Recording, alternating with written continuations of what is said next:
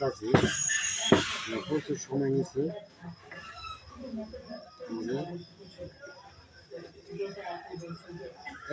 এটা খোলা কাটাও প্রচুর সময় নিচ্ছে, কিন্তু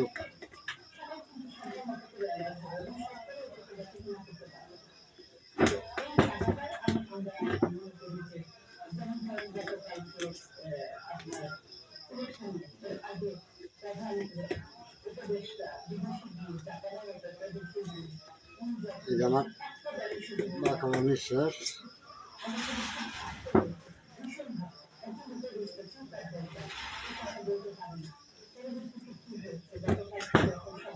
আপনাদের কাছে কেমন লাগছে মতামত জানাইবেন। ভালো থাকেন, আল্লাহ হাফেজ।